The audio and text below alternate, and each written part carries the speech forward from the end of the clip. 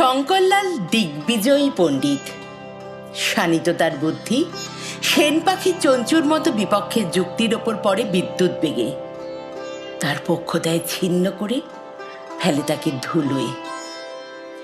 রাজবাড়িতে নৈয়ায়িক এসেছে দ্রাবিড় থেকে, বিচারে যার জয় হবে সে পাবে রাজার জয়পত্রী। আহ্বান স্বীকার করেছেন শঙ্কর। এমন সময় চোখে পড়ল পাগড়ি তার মলিন। গেলেন রংরেজির ঘরে। কুসুম ফুলের ক্ষেত, মেহেদি বেড়ায় ঘেরা, প্রান্তে থাকে জসিম রংরেজি। মেয়ে তার আমিনা, বয়স তার 17। সে গান গায় আর রং বাটে, রঙের সঙ্গেই রং মেলায়। বেনিতে তার লাল সুতোর ঝালর, চলি তার বাদামি রঙের, শাড়ি তার আসমানি। বাপ কাপড় রাঙায়, রঙের বাটি জুগিয়ে দেয় আমিনা। শঙ্কর বললেন, জসিম, পাগড়ি রাঙিয়ে দাও জাফরানি রঙে, রাজসভায় ডাক পড়েছে। কুলকুল করে জল আসে নালাবে কুসুম ফুলের ক্ষেতে। আমিনা পাগড়ি ধুতে গেল নালার ধারে তুত গাছের ছায়ায় বসে। ফাগুনে রৌদ্র ঝলক দেয় জলে, ঘুঘু ডাকে দূরেই রামবাগানে। ধোয়ার কাজ হলো, প্রহর গেল কেটে।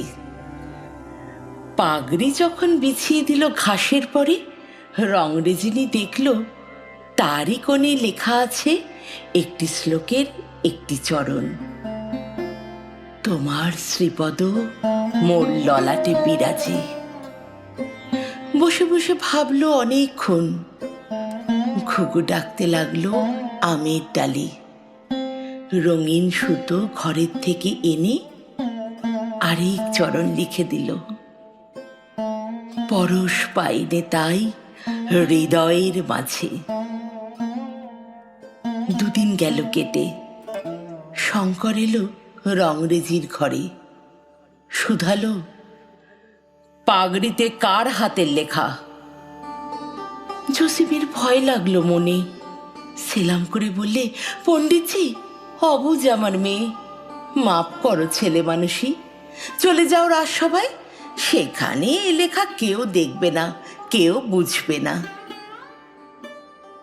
শঙ্কর আমিনার দিকে চেয়ে বললে, রংরেজিনী, অহংকারের পাকে ঘেরা ললাট থেকে নামিয়ে এনেছ শ্রীচরণের স্পর্শখানি হৃদয় তলে, তোমার হাতের রাঙা রেখার পথে।